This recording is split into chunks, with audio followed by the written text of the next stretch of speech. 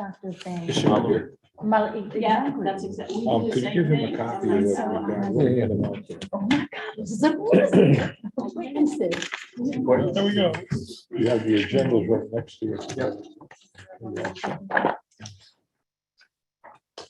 Okay, you're live. Thank you. Good afternoon, good evening, everybody. Thank you. I'd like everyone to please stand. Say the pledge of allegiance. I pledge allegiance to the flag of the United States of America, to the republic for which it stands, one nation, under God, indivisible, liberty, and justice for all. Please be seated. Thank you, everybody. I'd like to welcome everybody to the Board of Aldermen Special Financial Committee meeting this Monday, February 7th, 2022, 5 p.m. in the auditorium of the Shelton City Hall. Tonight's meeting is to listen and get an informal understanding of the audit that was done by Clement Accounts and Advisors. We have with us this evening Dave from Clements. And Dave, would you please go right ahead and start? Let me just interject. Okay, John. Let me just interject it. What, there's what we received in the audit, the Blue Book audit, is legal jargon, if you will. And hopefully, it's so difficult, but you have to break that down. And the only opportunity that we would have is a forum like this, where it's just open, ask your questions. If something comes into your mind, ask the question. Because we want you to understand whatever it is you want to understand, and no holds barred. If you have a question on something, ask it of Dave. That's why he's here. And Dave and Ray will do this, and hopefully when we finish, we'll have a better understanding of what the audit means and when it's handed to you. And I don't care how many times you sit here and receive it year after year, you still have questions. But just ask them as they come into your mind. Dave will pass out some stuff and try to take us in a direction that we can follow him and understand the concept and the makeup of what he's presented us with.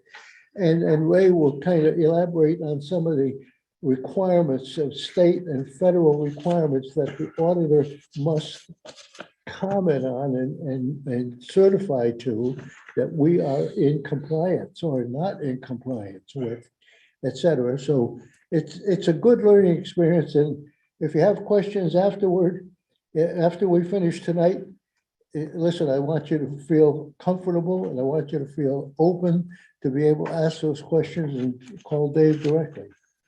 All right? Right. Okay, that. Okay, thanks, John. The specifics of why we're here goes back to the audit presentation. And if you recall, there were discussions around, the auditor, brings in his results, talks about certain items. The questions from the Board of Aldermen were, what page are you on? Where are you with this? So there's not an understanding exactly. Dave has a net, here's where we are, here's the financials, but what is required also is an understanding of where those numbers and dollars he's talking about comes from, so that you can verify them on a regular basis. And the mayor kicked in and was a leader in this and stated that, Dave, can you please just go over in a narrative format some of the numbers you're talking about, and also talk about just the major issues, and then your remarks, and then any of your recommendations, right? It kind of narrows it down. And in my background, I've always dealt with boards of banks and credit unions. So historically, they talk about the very same things, narrative. Then it gets to the finance committee and they get more into the detail. So, but we thought, having said that, what we need to do is have a meeting and talk about the training issues. So we, excuse me, talk to John and Dave about this, and hopefully we'll talk to the mayor. We want to make recommendations that says, we want to have two meetings with Dave. One is the formal meeting with the Board of Aldermen, where he talks about all the overview and the specifics of the major issues that are being discussed. How did we do? How did the general fund do? How does the budget versus the actual? You know, like at home, you look at the revenues that come in, you look at the expenses going out. The difference is what? Do you have to borrow or do you have enough to invest or do something else with? It's pretty much the same thing that Dave's talking about. He's talking about the year, how we did, but he's using terms we're not familiar with, right? Yeah. I think so, yeah. But, It is, yeah. but we can do this by listening to this training because he does a very good job. We put this together. Dave already does this in Litchfield, I believe, right? Yeah, oh, yeah, no, I do a couple of workshops in different parts of the state so that people could understand. I mean, the problem, one thing with government finance is you're with everyone else, which basically is even when you go for an accounting degree or any type of degree, they've taken this out of the curriculum. So there's no one who learns this. You can't, there's no class you could take anymore. You have to learn it from us. And otherwise, it's just Right. not out there. Right. And so we have made a movement to try to let the people in government officials, public, and also just kids mostly to get back into this industry to have some type of education. Working knowledge of it. Because there has been, they've taken it up. So what we want to do is continue that and hopefully get your ideas as well. Presentation one on the audit to your full board, presentation two in detail. A lot more detailed than the narrative at that level. Yeah. At that point, you'll know a lot more about which forms it's coming from. Right. You'll know, you can support the issues that are major, but also he's touching base on. If I could say something, real Yes. quick, I think that one of the things that might help us, I know it helped me, is maybe like a glossary of terms. I think that's what, that's what stops you in the very beginning is, okay, that word I don't know, now it's all like glass, Yeah. I tried to cover some of them in there, so we'll see what we can do. All right, good. Yeah, So like one thing that did help me, because I talked to somebody who's in accounting and one aspect of this that was clear to me after the fact is that there's different types of audits. And this is a financial audit, not a procedural audit. And so that helps me understand the scope of what we're looking at and what types of comparisons we're making. So I think that helps to know that, firsthand, what type of audit is this and what are we comparing? That helps me understand where these numbers are coming from, just from the get-go.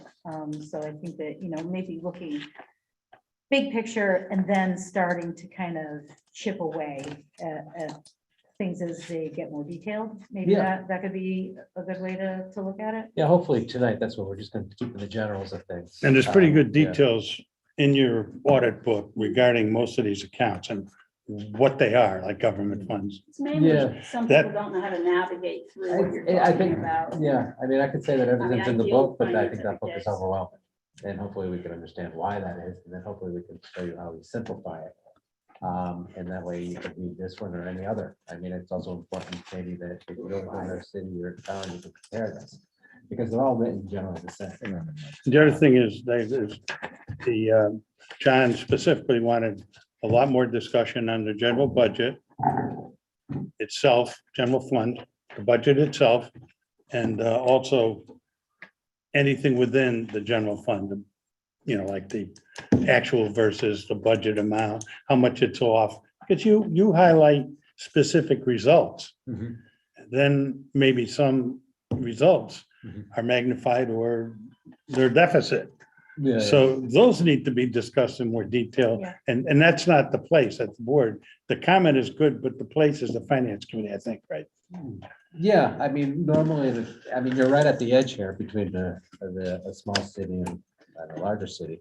So a larger city would have an audit committee. So that's basically here, this is board of finance, where I would speak routinely with in a much deeper discussion. And then by the time I get to the council, I would have a narrative only. Mhm. And that way, if they had any questions, they go to the finance committee who would answer.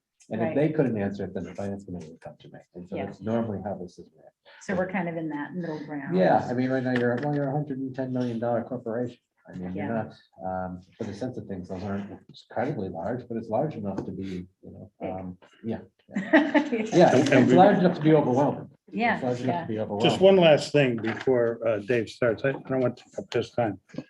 John had mentioned, John Anglais had mentioned that some more discussion needed to be held between the board on the 1.6 million and how it's been used the last couple of years, that there's some That's the COVID confusion. fund? Pardon? Is that the COVID fund? What is that? No, 1.6? that's not the COVID fund, no. Okay.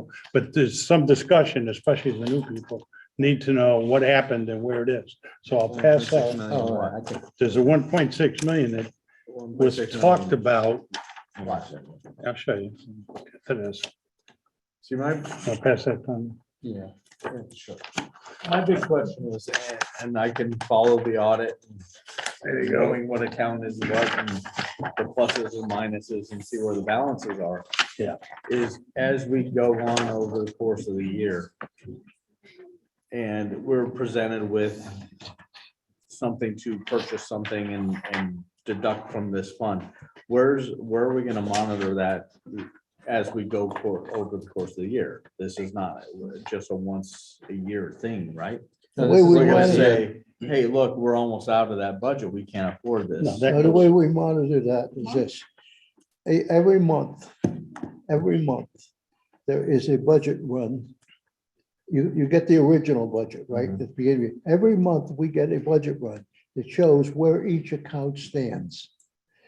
And the finance committee reviews that. And if any of those accounts are in a minus situation, whether because of the spending or encumbrances, Mhm. then we get we have bring it up for discussion and find out with the finance director why, what happened, where it is, and how we're going to bring it into In this committee, balance. but let's say, last meeting, we had a vote on purchasing police cars. Yeah. That'll But I show, didn't have a budget in front of me that said, okay, we have this much money in the that'll- budget. yeah. can we afford to purchase will these." not present anything to you for approval if we don't have the money in there. And if we do, if we are going to do something like that, we'll tell you why and what's going to happen. And what But- account we're using. But you'll see the following month, at the end of the month, when the budget run comes out, Mhm. you'll see that account reduced, or if, in this case, that comes out of Board of Alderman bonding.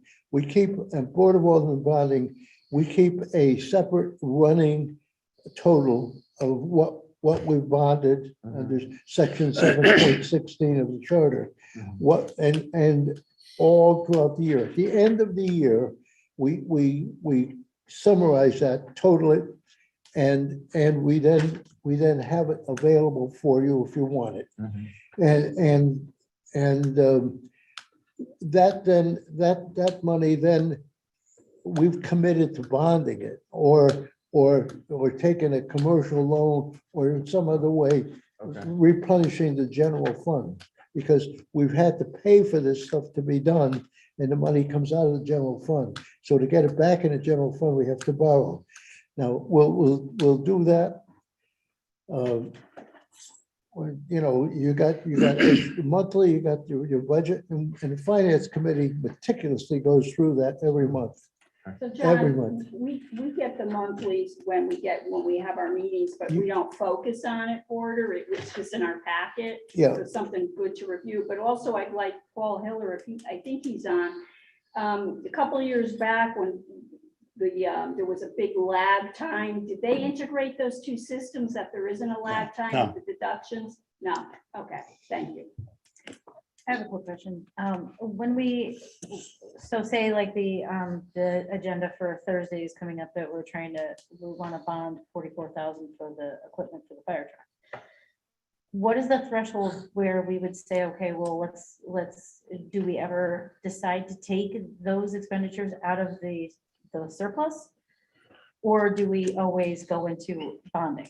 If, That's in the training pretty much, where Yeah. So that, when you get to how the funds are.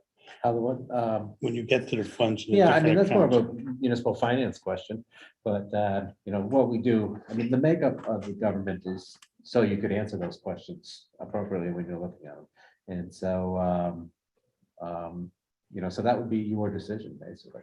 Yeah, Whether you want to essentially, save forward and then Right. buy, you know, do you want to save up for a car and then buy the car? Or do you want to save up for half the car, and borrow the rest, and then pay the debt off as you own the car? So is that a So- per issue just It is, yes, decision? yeah. And that's at the, what level is that? on a practical basis, the mayor and I discuss all the purchases. And for instance, and whether the money is going to come from surplus or whether it's going to come from bonding. If we, like we did maybe 4 or 5 years ago, we made a conscious decision. We had about 12 million. And the state was breathing down everybody's neck. The state was deep in debt, and the state was saying, well, we're looking for money. And they said, what we're going to do is we're going to take those towns that got so much money, 12 million, 10 million, and we're going to cut their ECS grant. And we said, no way. So we made a conscious decision to start spending that down. And the goal was to spend it down and pay for capital projects out of surplus. But we won't pay for capital projects out of surplus as a general rule unless we've exhausted our Board of Alderman bonding. Because we can hold the surplus year after year, but your Board of Alderman bonding is only available to you up to a maximum of 2% of your general fund. So for that fiscal year. So that's why we go to Board of Alderman bonding and exhaust that first. Now, we can always, at the end of the year, when it comes time, and we're going to borrow or replenish that money in general fund, we can always collectively make a decision to take the money and replenish it instead of borrowing, but take it out of surplus. But here we've got 0.5% interest. Wow, why not? No, but you're talking about the capital budget. That's what she's Yeah, asking a question. Right. And then the other budget, of course, is sort of general fund. And that's where your discussions are usually. Keep in mind that when the budget's approved, you're authorizing administration to spend it as approved, right? Anything other than that needs to come back to you for adjustment, plus or minus. So we all know, I mean, anybody that looks at this knows if it's not in the budget, it goes to you guys for approval. So that, that's kind of good. I'll go over this and we'll give it to Dave. John, this is your discussion you wanted on the 1.6 million surplus, this form. I just took, if you look in your book, really, I took a lot of page 9. Here I am saying page 9, right? Page 9F, Exhibit F. That's a critical report for you guys. Yeah, the small book or the big book? The first book. Yeah, the big we're one. just looking at the The big. other one is not really. And all I'm doing here is I took some of the numbers. So if you look at the revenues in your June 30th ending budget, you got that, and here's F, right? Yeah. That's really off these numbers. So I took, if you look at the third or the second column over in revenues, just look at that quickly. 126, 676. Look at the revenue actual, 126, 275. So over the year, Dave had mentioned there was a $400,000 deficit. Then if you look at the expenditures, 128, 276. And unbelievably the expenses came in, obviously with good leadership. And we have a $9,700 plus and change. The net is, that's Dave mentioned the 93, right? He mentioned 93 and that was our net, our gross. So from special appropriations you made on that, you made 358,440 appropriations from previous years surplus. And you moved it here. So you're basically taking it out of the 93. The 292.5 came back to Pine Rock Park, John, Mm. 292.5. That was in here, it's on your sheet. And the third one is the 1.6 million came from previous year's surplus. Was in the operating budget, and before that, it was in a surplus. Yeah, So- that was in the 2021 budget. So now you look at the net is still 7,068. And we had a leftover unfinal balance on July 1st from 6:30 of $161. So you just add that and there's 7 million too. That's roughly Dave's 7.3 million that he talks about, right? Yeah, I mean, So now I just wonder, where did it come from net? If you look at the bottom, the 1.6 million came from subsequent years operating budget. And if you look above under revenue budget, 126, right? And change. Look at the expenses on the budget. 128 was required, right? The difference in those two are 1,000,006. That's where it came from. That's where it went. yeah, so historically, the city of Shelton feels that if they made a surplus in prior years, and they don't use it to special appropriations, but they're allowed to appropriate for a capital budget, right? Then they try to give it back to the public. And the way you do that is that you put it into the subsequent year's budget, which will then help reduce the tax. You see what I'm saying? So if you have a surplus this year of $1 million, let's give it back to the people because we overtaxed them. But how they do that, or how you'll do that, is that you take that money, put it towards your budget for next year, and that way your mill rate, you'll need less money from the public. You see what I'm saying? So the idea here is obviously to do the greatest amount of service with the least amount of money. That's a good analogy. It's a good explanation, Dave. Because we don't, some towns would take that money and use it as a slush fund. We don't. We have historically given it, but put it back into the next year's budget. So in effect, we're giving it back to the people who, it's their money. Get it back in it. Our job is to stay within the parameters that we set and tax for. And if we have money left over, it goes back in next year. Do we have some sort of like a rain, since you said that, like a rainy day fund, a slush fund? So a rainy day fund, like it's on my second Let's page say- there. The rainy day fund is 7.2 million. It's the unassigned fund balance in the general fund. That's, okay, I That's mean, considered what nobody they call decided rainy what to day do with fund. it yet. right. Yeah. But, Now- you know, let's say we had a snow year like 2012 or whatever year that was, where you're paying the plows and the sand and all the stuff that Yeah. was unexpected for the year. We have that fund to draw from. Exactly. So that's why everything we do, all this whole book gets down to that one number. So that you know how much money you have to appropriate for future years or for rainy days. And so, Is the 1.6 a certain percentage of what gets left over, or is that the whole thing? the 1.6 million is an arbitrary number that you choose when you make the operating budget. Okay, But some cities will have a fund balance policy, which means that if it's over, a popular one is that if it receives over 15 or 20% of your appropriation, which here it would be that 128 million, Mhm. then it's required that you give that money back to. okay, gotcha. Or you do something. Do Like we you- have anything in our parameters? So right now you don't have a fund balance policy. Okay, No, the city of Shelton is in a unique situation. Not so unique, but you have a very growing general fund, grant list. And so that's not typical to a lot of cities. There's a few cities in the state that are like that, Mhm. but Shelton is definitely on the top of that. So you're able to take more risks than your average city. So if this was the city of Waterbury, maybe, or, yeah. I mean, I don't know what they're, I mean, I know if you don't have a growing list or you don't have an expectation of growth in the future, you might want to hold a larger rainy day fund. But here, I think you've got overall have always said, we're going to try to give as much money back to the public as we can. And basically to generate business and growth. So if you generate business and growth, you get a growing grand list. people attracted to the town. And so that's been the theory of the city of Shelton. You know, you're in a geographical area where you can take those risks.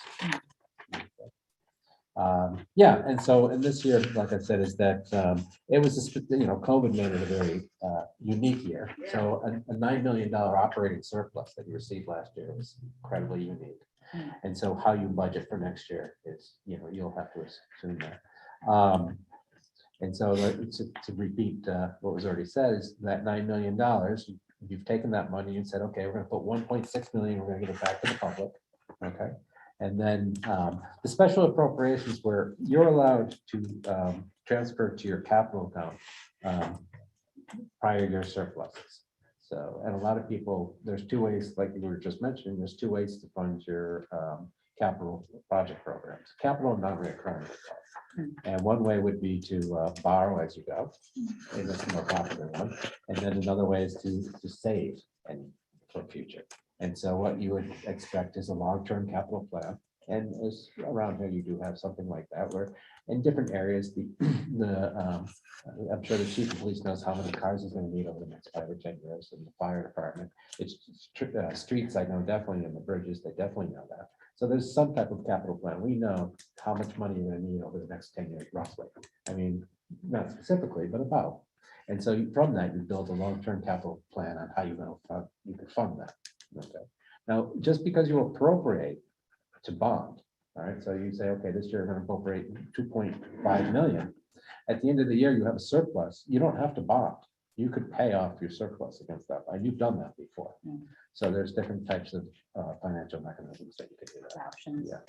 That's a good question. No, go ahead. You said COVID. Any support or programs that come through COVID, does that go into the surplus or that's totally separate? So the dollars we Yeah. receive, So right now, we do have a separate fund for COVID. 6,000 special Yeah. revenue. 6,000? What page?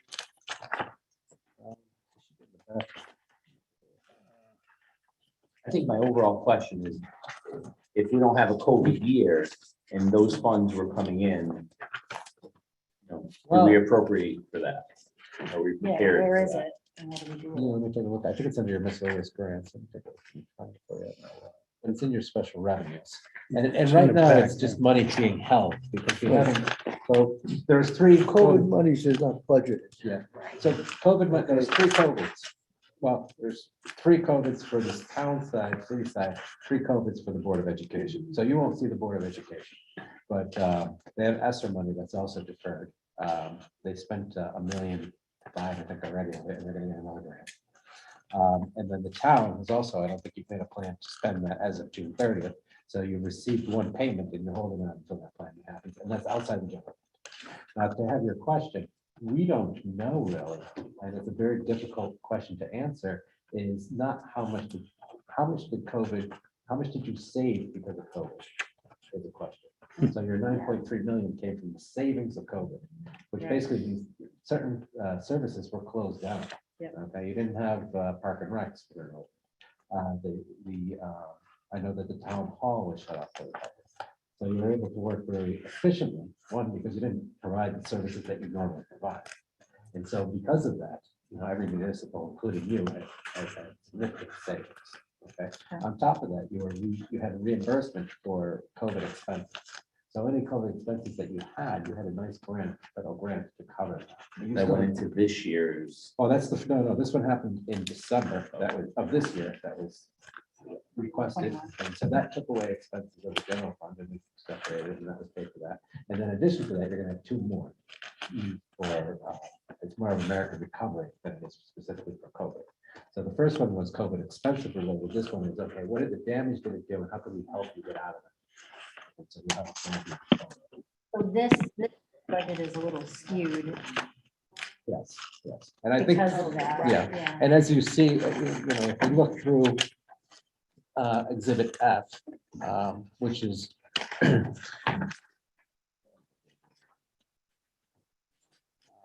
we're gonna just go right back to page 9. You're gonna see that your revenues were generally the same.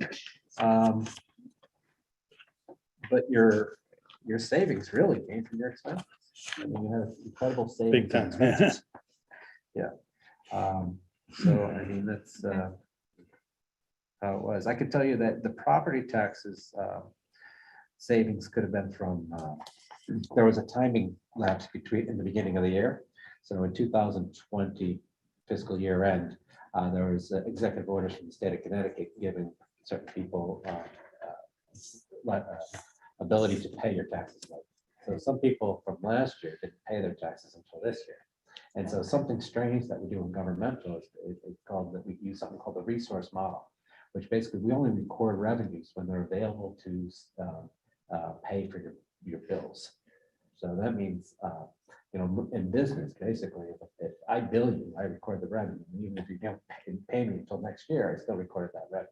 And they didn't In get any, government, we don't do that. and they didn't do any 1% interest on any of that. I don't remember what Because I programs thought they you were used. talking about that, but I don't know if that Yeah, ever did happened. do you know about program you used for the Tax. COVID tax? So what? Paul would know. Well, Oh, would know. Paul, are you on? Yes, I am. Did you use any executive orders on the tax collections of, for 2020? What was that again? Did you use any executive order for the tax collections on COVID money? You know, I'm sorry, to defer tax collections due to COVID? No. You didn't use anything? No. No, okay.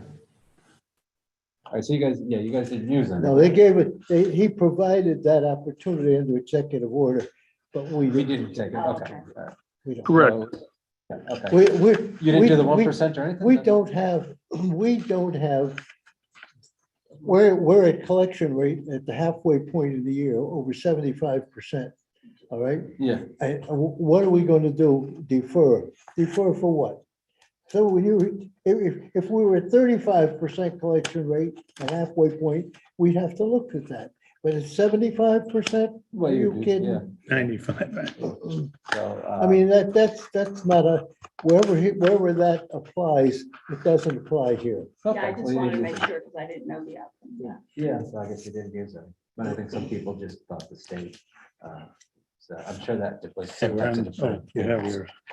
Just real quick, while we were talking about the COVID fund, so if we have this separate bucket of money from COVID that's sitting in an account, Yep, is there like a time frame that we have to use it, and is there a parameter that we have to use it for? you have 5 years to use it. 5 years. Yeah, and And there is it's parameters. only, and there's parameters. Yeah, Is And it it's We have, collecting? if I could just add this, we have to appropriate the money by the end of fiscal '24. And you have to spend the money within the next 2 years, so you go all the way out to fiscal '26. So there's time on our side. yeah, there's time, and there's also reporting requirements on an annual basis. Is there like a subcommittee Correct. that, you know, for that purpose of what can we do with this money? The state recommended, but it's not required. So did you? There's a new issue that's just was released last month by the United States Treasury Department. And one of the key things in this is the first $10 million that's received. And we're scheduled to receive just under 12.2 million. But the first $10 million is at the discretion of the fiscal authority. And in this case, the Board of Aldermen is the fiscal authority. So you can do what as you please. We had already previously allocated 2 appropriations, one for the relining of the sewer pipes on Bridgeport Avenue, and additional $500,000 for paving. But so we're looking at well in excess of $10 million, most of which can be spent as you desire. There's certain things that you can't spend it on. You can't spend it on existing debt service. You can't spend it on pension payments. Fireworks. And Grades are out, but yeah. the limitations in our particular case, the limitations are going to give us enormous flexibility, frankly. By the way, the special revenue is on page 61 under COVID grant. Okay, there's that. So we separated that so that so we could properly have it documented. What we spent. So do we have, is there any talk of a subcommittee for those kinds of appropriations, or we just kind of keep it in our back pocket to? Well, absolutely not, don't have a subcommittee. Because right now, we're just trying to understand what we can do with it. Yeah. And CCM ran a program, and it's clear as mud. I CCM, mean, they all Sounds do. like that. They all do. And what we have to do, really, what we're saying is, we're looking at, you see something to say, well, can we spend it for that? And you'd have to get it cleared and make sure, so you go to CCM and say, what do you think? And what do you think? And ask questions, and before you can even say, well, that's something we can spend it on. And this is, the requirements for this are consistently changing. So Congress is still putting out more. Yeah. You know. So the first one was so generalized, so written, so generally, no one understood it. And so they went back with questions, and CCM, I remember, did a seminar. Almost everything that CCM said about a year ago is now completely, Yeah. that's right. almost, you know. So One of has the anybody things, spent any well, of this money, or they, I mean, like other so municipalities? far, we've all deferred it to next year. So, Okay. yeah, and they also, we were supposed to by December 15th, give a plan of action. That's been deferred until April 15th, correct, Paul? Yes. Paul? Yeah, so that's all been Yes, deferred. go ahead. So, but until, I think you have until April 15th to have a plan? We have, well, it depends which one you're talking about. There was the initial money, which in our case was roughly 365,000. Yeah, that's- Most of that was allocated at the December Board of Aldermen meeting when we moved a lot of the police salaries into that fund. Roughly But we something in could pay excess for- of, So Paul, so we could pay for the Sunnyside improvements? Is that money? that's correct. That's correct. Because what we did is we moved Sunnyside, we moved $50,000 for hardware, let's say technical hardware, into the general fund, and moved 254,000, I believe was don't hold me to the exact number, but we moved that out of the operating budget into the COVID budget, because the Treasury Department has given us the authority to expense police salaries during that period of time But not school into improvements. I think that's what he was saying at the meeting. Well, you have the ESSER for school, you know, which is just the same size of money specifically for the improvements of schools. So, and Right. yeah, and the first one had to be spent by October 15th, so I'm sure that was fully spent. You better get And they have going ESSER on the too. training. There's an audit coming up in April also, isn't there? Is there an audit we have to do for next? Yeah, there's filing deadlines continually. We have to file. But like I said, that was already pushed back once, so Right. we'll see what they do. Yeah, Right. we are looking for direction for this because Catch 22. Yeah. So do you want to have David start? Yeah. Okay, why don't you? All right, I mean, let's just gave out start with- that paperwork. let me just start with the total general, governments in general and how they go, okay? Because the idea is a government entity is used for so many different purposes, and so many people read these financial statements for different reasons. That's why these books are so large, okay? So one of the ways that they do this is to organize it, is they break it up into 3 different types of funds that we use, okay? So you mostly look at what's the government funds, but what we also have is the proprietary funds and the fiduciary funds, okay? So these are funds basically that probably are outside of the control of the council, but they're still there and you should understand them. So fiduciary funds are funds that are held monies for other third-party agencies. So that would be people coming to the municipality and say, could you help us with our finance? Could you help us hold this money as we spend it? Okay, perfect example of those is, you don't have it there, but would be a pension. You know, so basically you're holding it for the benefit of the employees. And so, in other post-retirement plans, which you don't have, A good example of this would be student activity funds, where students donate to their class or their school. The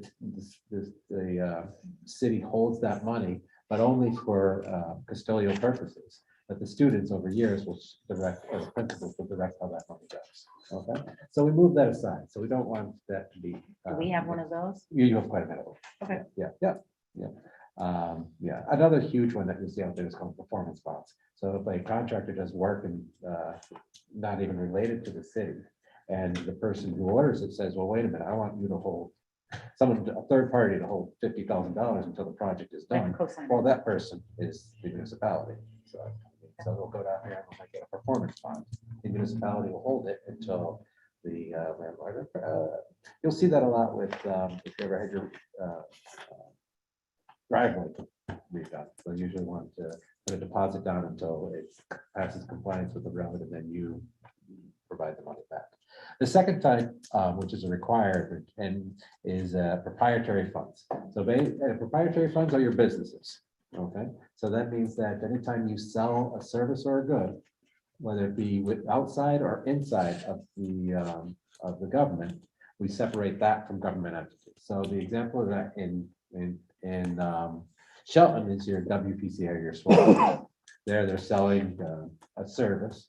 You know, it's ran in a separate, owned as if it's a business. Okay, and it bills appropriately. And like I said, the council usually never gets involved with them unless they need money or funding. The other type of internal service are internal service funds. So that would be your enterprise funds, your internal service funds, when you bill departments within the government.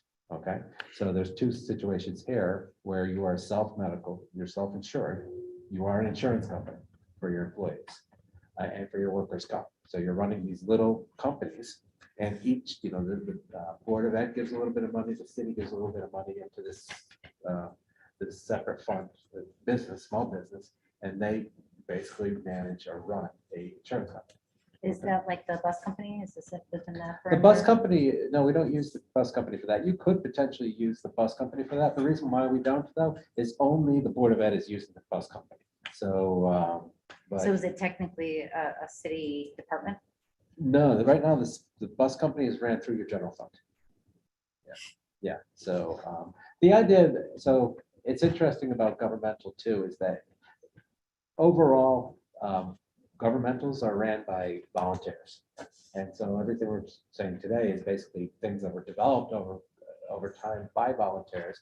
And then once in a while, the state would step in, they would write state statutes. And then also once in a while, the city will come in and write charters, you know. But as far as GASB, which is our language, that's only from 1982 is when it was.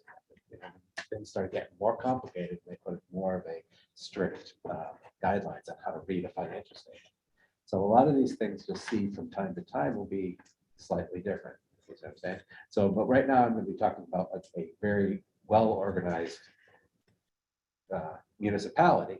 But don't forget, sometimes if we could potentially have 20 different enterprise funds, or, you know, proprietary funds, because we could take the buses out, we could take maybe the exercise, the school, the pool out, as you know. But some of them are so small that we don't care about, so they don't really make much focus. You know, the idea behind all of this is to make sure that the general fund has a nice straight line. So we don't have to, if everything was in one fund, then you would have these lines going up and down. You wouldn't be able to know where things come from, where things are going. The idea is to separate your income from expenses from the general fund, so we can have a nice flat line of where we're going. Okay. So if we just move forward with governmental funds, I'll show you how you do that a little bit more. If you just turn to C. This is why we set it up like this. Okay. So on page 6 and 7.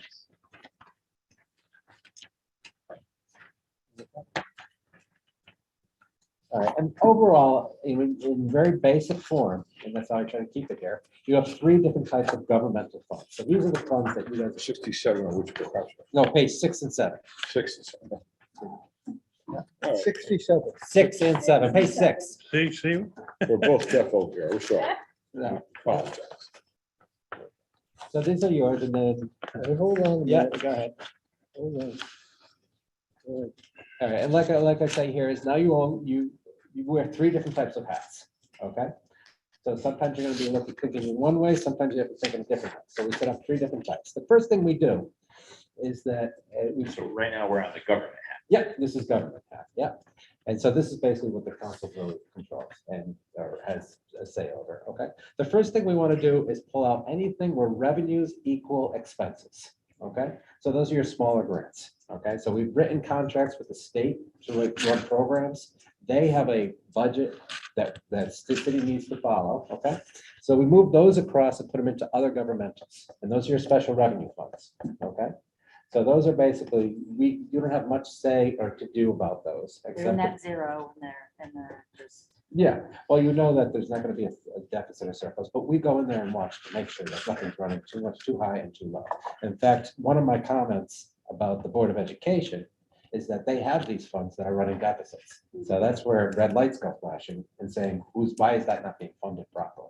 Okay, so basically, when I look through those, as long as everything is, approaching zero, then I'm okay with it. But if I see those funds starting to consistently go negative or consistently go positive, then I start asking questions.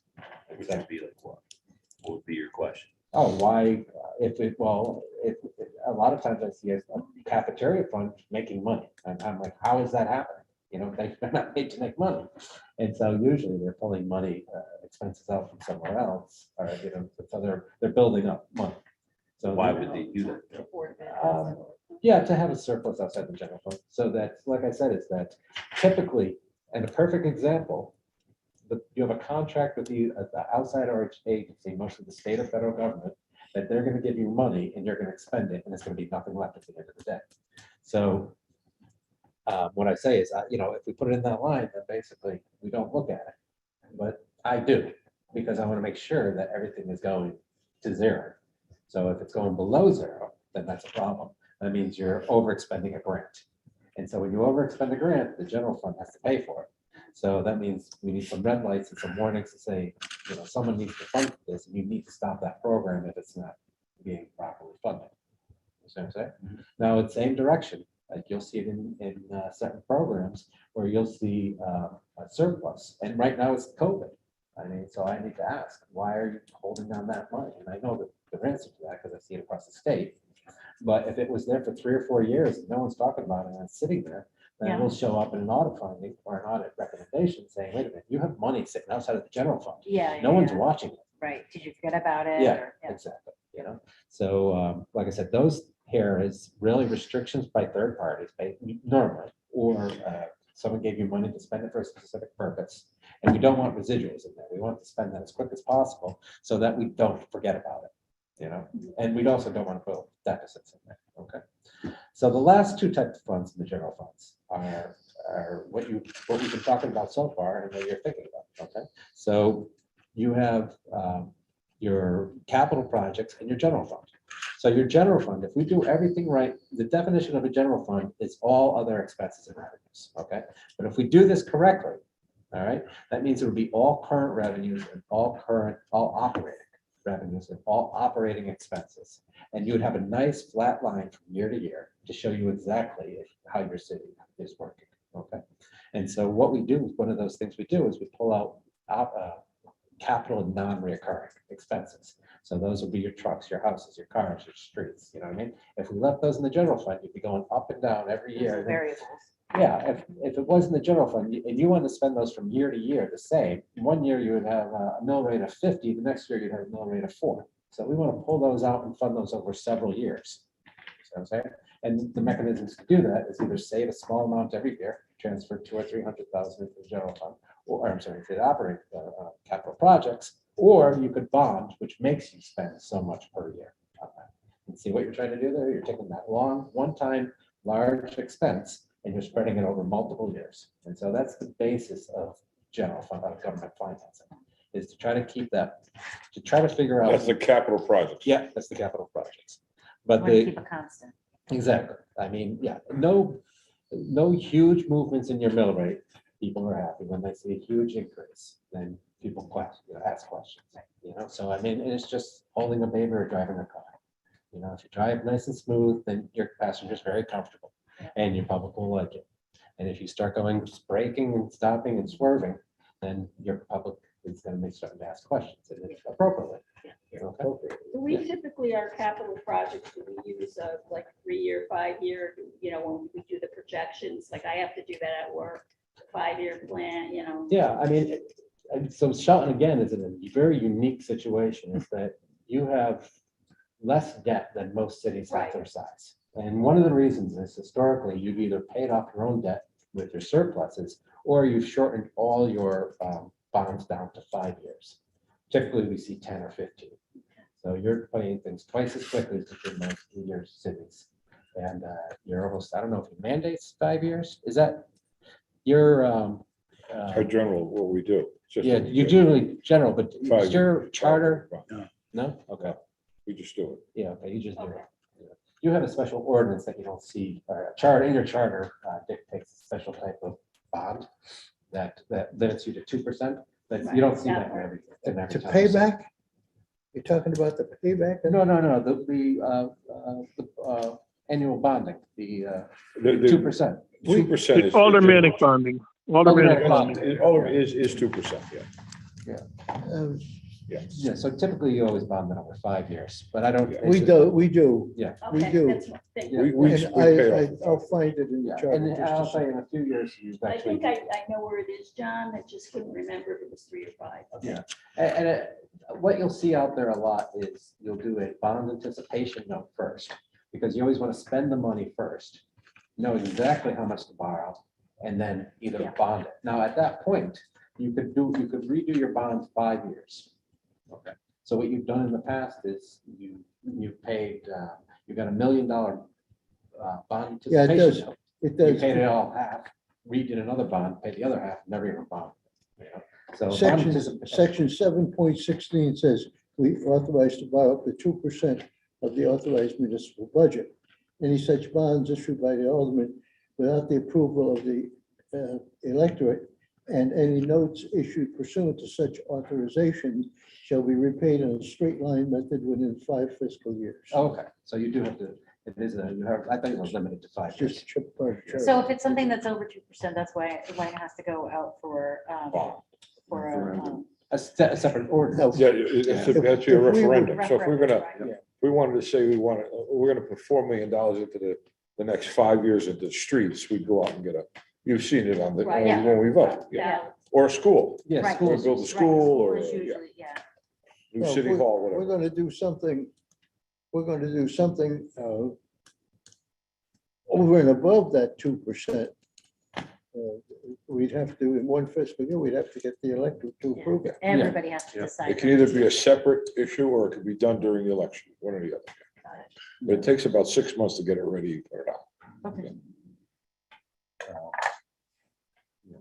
So yeah, so typically that's what you'll see is you'll see some bans or you'll see short-term borrowings from the general fund. But if the anticipation is that your engineer doesn't know, you always want to make sure your appropriation is above what you expect because you don't want to go back for reappropriation. Also, if you spend the money before you approve the bond, then it becomes taxable. So you have some Okay. SEC and IRS regulations coming into play. Okay, so they always over appropriate. And then once you know what that is, so if the road, he thinks it's gonna be 80,000, he's gonna ask for 100,000. Mhm. And he'll probably spend 87, and we know exactly how much to bond. Now, if we went out and bonded 100,000, we're over bonding. You see what I'm saying? Right. So that's Right, why we right, always right, wait until the money's done. And you're gonna see a lot of short-term borrowings between the general fund and the capital projects. And then when the bond comes, they pay the money back. If the general fund doesn't have it, then they go out for a bond anticipation note, which is a low interest rate loan for 1 year. And in anticipation of a potential bond I'll show up. See what I'm saying? All right. And so, brings us down to How did you finish with this page? the first page. Yeah. I went, yeah. I mean, I just went through it quickly. I'll tell you some, we talked a little bit of this 1, 2, and 3 at the bottom. We talked a little bit about what a resource model is and what an economic based model is. So basically, it's something unique about government funds compared to other funds or any other accounting is that we use something called the resource model because we want to know for every dollar spent that it comes from somewhere and that's available. So you're going to see So basically, we don't record revenues until Yeah. it's received, Yeah. or not received, but it's going to be received in the current period, which normally is 60 days. So at the end of June 30th, when we're doing the audit, if you don't receive money by August 31st, then we tend to call it a delinquent and we don't record it. So you'll see it in revenue and we'll defer that revenue. And like I said, it's the proprietary funds, they run just like businesses. So when we bill people, we expect to be paid, and that's revenue. So you'll see there'll be up and downs there. The other thing that's interesting about a governmental fund compared to an enterprise fund, an enterprise fund is just a specific type of proprietary fund. Just so you're familiar with this, is that when you approve your budget, all right, you're approving the appropriation to spend. Okay, the revenues are only there to back the support so that you understand that this money is coming from somewhere, but you're not approving the revenues. Okay, so and then if I Can you repeat that once more? yeah, when you approve the budget, you approve the ability to spend.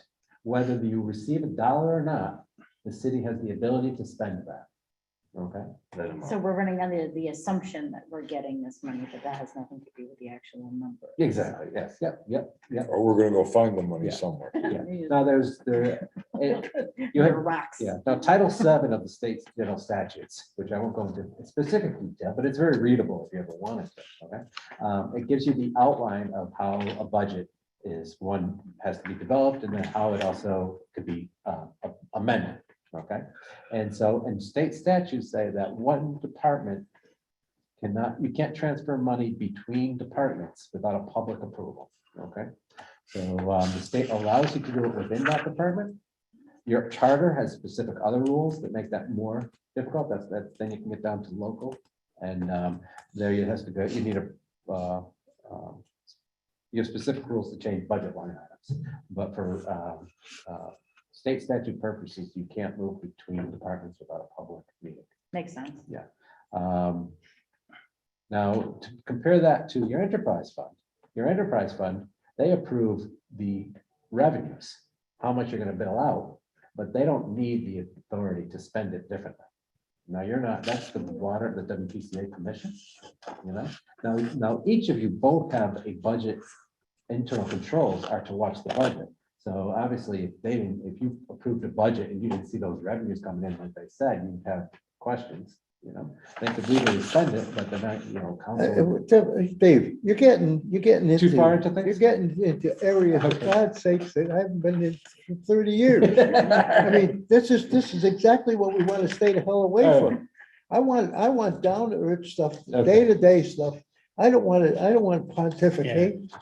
No, I'm just giving you an idea of why you see the things that are happening. And so some of the things you're asked to do is to amend budgets, so you understand that. Yeah. Some of the things you have to do is, and sometimes you'll see expenses being changed and you didn't amend that, and maybe you'll understand why that's happening. Yeah. Okay, so to break down, like I said, we're moving your grants away and leaves you now to the simple. We hopefully made this, if we've done our job well, we've made two columns. One that's dealing with your day-to-day operations as a city, the other one dealing with your long-term. So then you put on your two different hats, you know? So like I said, is that someone said it's like running a home, and I think that's a good analogy. So you're paying your mortgage and you're paying your electric bill on column one. In column two, you're thinking about how am I going to fund the painting of my house, the roof, my new car. Yep. You see what I'm saying? So those are your two hats. You have your checking and your savings account, or however you do it, and you're just running now like you're running your home. Mhm. And so backing each one should be an operating budget in the general fund, and then some type of long-term budget for the plan for the capital projects. And like I said, different departments will have different pieces of that. All right. Is there any questions? On the second page. Yeah, we're just really focusing on the government funds. So I've been in here for a while. General fund? Yeah. So we went through the general fund. Some of the examples that just saying resources and why. So where the money comes from is very specific on what we're looking for compliance. And one of the things we're making sure is that when money is received in that fund, it stays in that fund, it's used for that appropriate purpose. Okay. So if I could just pause, Nope, go ahead. if we're discussing the mill rate and changes in the mill rate, is that planned out? Like you were saying, we plan out for 5 years or 6 years. That mill rate can change based on what happens the following year. Yeah, I mean, so like I said, you've got. Like, two how do halves. we plan out? Yeah, So that no. we're not having that curve like you were saying. Yeah, no, so that's perfect. It's that, so when you separate your capital and non-reoccurring into your capital plan, and then part of your long-term capital plan is gonna say, you know, we need to save up for X dollars every year, 5, 10, 15, 20 million, you know? And then your next question is, how are we gonna fund that? Should we start saving ahead for those expenses? Or could we bond it and then spend that bond over 5 years or 10 years? What do we typically do? We typically bond and then put it up for 5 years, you know, but you've also used surplus before too. So it's a mixture of savings and a mixture of bond. So who looks at that plan? Who looks at that 10-year plan? Is that planning and zoning? I mean, is that No. who? So who, So, yeah. when do we have the discussion of where do we want Shelton to go and how do we want it to look and how much is it gonna cost us? The finance department gives us the information. Yeah, I mean, so yeah. They hand us the information and explain it to us. So they'll say that sometime in May, they'll say, well, your budget's gonna be X amount of dollars. So if we take that, say there's 14,000 houses in the city, we divide it into what we're gonna spend. That gives us what our mill. No, rate- I know the expectation, like the financial expectation. I'm talking like, vision. Yeah, How do you? so you hear different Oh, each departments. department sets Yeah. up what they're gonna need. Highways and bridges said, Let- No, let David- the growth, I'm talking big picture, like. You're just, talking about you know. history, Yeah, and history makes the next year possible. No, I'm Is that what talking you're like saying? 10 years the from now. vision. Well, you gotta go What- 1 where- and 2. You Having can't the go mayor 10 do years. You that. have to go, if you have to go 1 year and then 2, and then you get to 10, Yeah. but you you're don't just saying- jump 10. So you're saying that we You need, understand what I'm Yeah. saying? yeah, if you say, yeah, if you're gonna need a school, if you know you're gonna need a school, which Right, costs you about like, 50 million in okay, 3 we want years. Shelton to look like this in 10 years, because this is our plan. This is our So grand I would plan. have to of- say, I think Mark has, the vision is what we've all, So it's all Mark, it's not. No, no. No, It's they- all but kinds I'm of saying planning. He's the one that educates us about what the vision is. Right, over and the who years. discusses the vision, like where is It it? Yeah, comes- so, I mean, you have, so I would know that your engineer handles your bridges, your roads, and they have a capital plan. So you can go to your engineer, and he knows exactly which, well, he has an idea, at least. He's going out and inspecting on which roads need to be repaved and when Yeah. and how long they'll last, and same with the bridges. Right. The Board of Education has a building committee that is separate, and they're working under the Board of Education, And then which is running the state. revitalization of And that's probably the downtown, largest one, things. but they also have to have a written 5-year plan that they submit to the state of Connecticut on that. Right, do we have a 5-year plan for the They city? do, they do, Yeah. they do. The Board of Ed has. You're No, asking, no, does the city have a Yeah. 5-year plan? Yeah. Yeah, the mayor has a plan that he uses. His responsibility is to plan, bring back to the Board of Aldermen what he projects as being his plan, why he has that plan, Mhm. and he's going to base it on tax base. He's going to base it on a number of kids going to school, 56 new ones this year. Yeah, All of those things come into play, and the mayor does a fantastic job. of that. So WPCA. to your point, and I don't want Michelle to think the mayor is the one, that's only involved. It's No, it's no, a he's concerted got effort that, Dozens you of know, volunteers.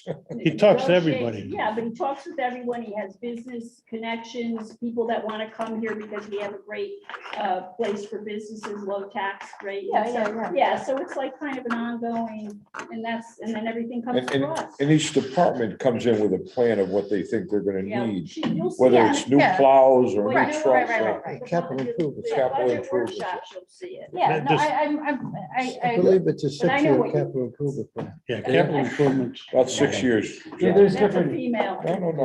No, I understand. The state Well, it's a requires vision. different Yeah, no, departments to have different. Look at it, what it was 20 years ago. One of the things, you don't have to turn to this page, but one of the things that we did implement this year is we now mandate the WPCA have the same type of setup.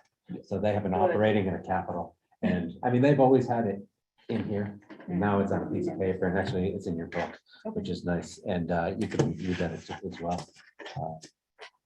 several years ago, Where is it in we the had a book? problem where Where is it in the book, The, what page? WPCA was 70, waiting for the 78. state to give us the bonding. So the cost of 15, then went to 17, 19, because they weren't giving us the money, it was Yeah. costing us more to plan it. Well, now we have. Finally, they gave us the bond and we did it. Yeah. So that happens too. We get nailed by somebody else. What No. page are we on? No, 78, 79, and 80. I just wanted, these are some of the changes that we made. Initiated last year and following through this year was that they're operating now the same way that the government does. And where they have an operating fund, a capital reserve, and then they attach their long-term capital plan with that, which is separate from yours. If you could walk me through this, thing, right? 79, I'm looking, or 78, I'm looking at what? I'm looking Okay. at what's there. Okay, so there's two things, going back to the The basics hat of thing, I accounting. like that. Yeah, no. The hat, I like the hat. We're gonna bring hats. No, it's okay. So there's two things. I know that- where it goes. Yeah, there's two things that, in accounting, there's two things. You want to know where you are and where you're going, right? And so we have basically the two financial statements. So anytime you see the balance sheet, capital or statement of net assets, all right, that'll list all your assets, all your liabilities, and then what your net assets are. And so that's what 78 is, okay? So exhibit C, and we'll go back to C and I'll go through that with you, okay? So this is called your net position. Where are we today? What do we look like right today? Let's stop everything. What do we look at? It's a balance sheet. Yeah, it's a balance sheet. Yeah. Yeah, but none everyone knows accounting, so that's basically it. And so when you look at a balance sheet, you're gonna see your assets on top, your liabilities, and then your net position is always your assets minus your liabilities. So what you have compared to what you owe to people, everyone else, is what you owe. Okay. And then, and just so you know, just to make it simpler, we removed investment in capital assets and for business purposes. This isn't for governmental, because the assets will overwhelm the balance sheet. And it doesn't help you to know how much assets, capital assets you have. You want to know what your net operating, what your net assets minus your net operating liabilities are. You see what I'm saying? You went to the snapshot. Like once you know your house, once you bought your house, what do you care? It doesn't help you with your finances to know what your house is worth, unless you want to lend from it, you know? But let's take away your house value and your mortgage, and let's just concentrate on what I have and what I owe. You see what I'm saying? That's basically what we're doing. So we're separating those two. That's, and then, so that's basically it. Now, the income statement is basically, how we got here, so this is your statement of activity, this is what they did in 1 year. And so in there, you're gonna have your operating revenues, less your operating expenses, okay? And then you'll have what non-operating, it'll get basically down, but what we wanna know is what our fund balance was at the beginning of the year, or, this is basically our assets and minus our liabilities last year, compared to our assets and liabilities this year. So this is basically telling us, are we growing? Are we shrinking? Are we on the right path or are we on the wrong path? So this is something we call more of an economic basis, because it describes more of where you are than how you're doing. It's basically what you did with your assets to earn money Yeah. and, plus the expenses. And Take your assets, you made money with them, or you didn't, right? It's in a simple term. And then, and 80, I just put in a simple budget to actual report. They keep one just like the general fund, so I just want to give them a full financial statement so that they could know where they stand as well. And so that's what 80 is. It's basically the same exact thing. So if we take that discussion and throw it right back to Exhibit C. Page. Okay, so it's going to be page 6. Okay. Okay. So if we look at page 6 and page 7, all right, page 6 is your balance sheet. So that's where we are. That's what you own, that's what you owe, okay? The difference is you're gonna see that there's no long-term debt or no capital assets, because we removed all that from the government. Because we only care about the resources we have and what we owe, okay? Then this is a good time to maybe go through the other thing here that's on the bottom here. Is some of the words that you didn't understand when I was spending is the different forms of what we owe or fund balance, okay? So if you look at fund balance, you're going to see specifically, what we want to know is your rainy day funds, what you have available for appropriation, okay? So we know we have these assets, but we know we can't use them all for anything we want, okay? So what we do is say, okay, first of all, the non-spendables, okay? So what is that? Those are your prepaid and your inventory. Yeah, I can't take my inventory and go down there and buy a coffee with it. It's already spent for inventory, so remove it. So we call that non-spendable. That's that number, take that out. The next one we want to take out is some donor restrictions. Someone donated money for a specific purpose. So again, we can't use what we want for it. It's already. Fine, right. Well, the only one we have there is those really exist in Europe. It's called permanent funds. People have Oh, given okay. us, years ago, people have given you $10,000. You could only use the interest earned on that. So that $10,000 has to sit there. We're not allowed to use it. There is ways that. Willed. or- Yeah, sometimes will donated. Yeah, it was a big thing to do years ago. Hmm. The other thing that these are the commitments that so committed is your budget making authority has already decided what to use with that money.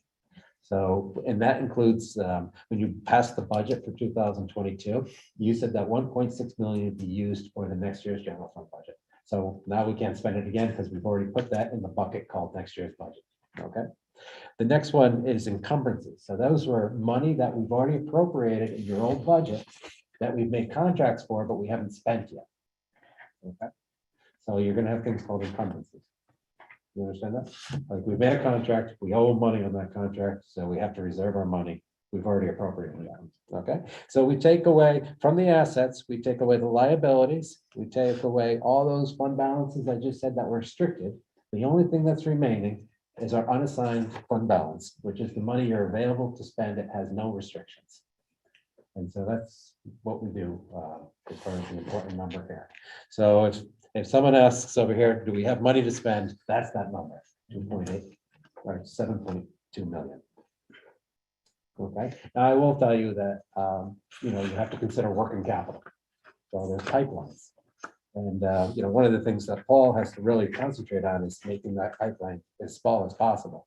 Because when you run a business, any type of business or government or anything, you understand that working capital can be extremely expensive. And basically is that when I pay someone to do something, because you have a lot of payroll, how much time does it take to get that money back? You see what I'm saying? And then, like I said, on June 29th, when you're waiting for taxes to come in July 1st, do we have enough money to pay that payroll? So that's that working capital. People tend to forget that in business and government, but that's very expensive. Yeah. And so I would say that you're almost just right there at 7.2, but I'm sure Paul has a better number on that. So why would we put 9? Oh, we did.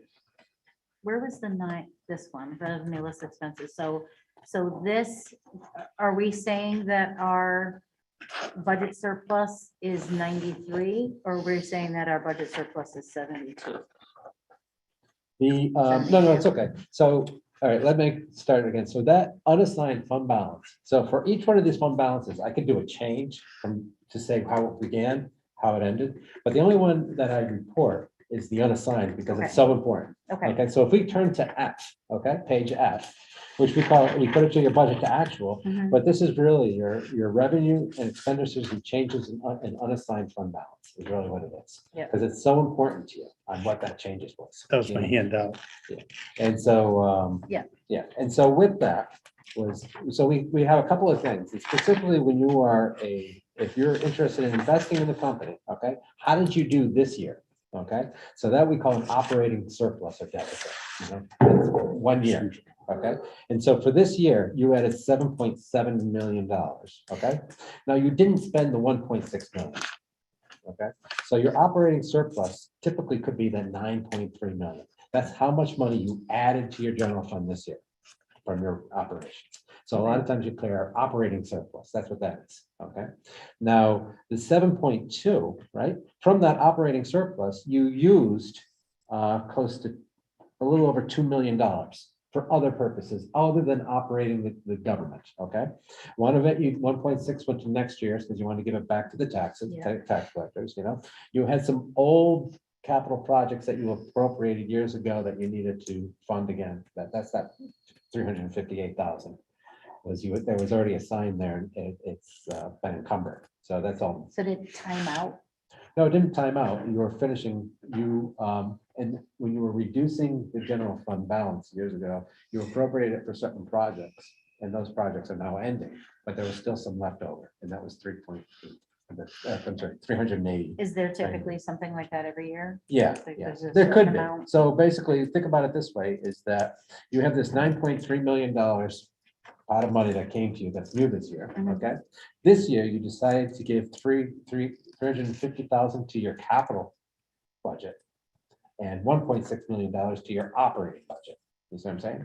And typically, and it's part of the state statute, you say, when you know what your surplus is at the end of the year, then that's the time to designate money to your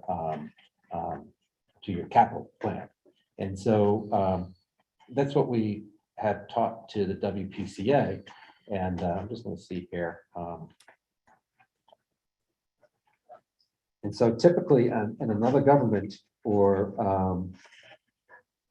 even here with the WPCA on page 80. On page 80, yeah. They're gonna see, this is exactly what you'll probably see see here, they didn't appropriate anything to next year. They appropriated to it. They made their operating surplus was 400,000. And they had a beginning of that $410,000, that new money they received this year, they put 385,000 against their capital plan. So they're aggressively working on a savings plan. They want to save the money before they spend it. So this is saving. So is this put towards old things or is this put towards saving our special appropriations?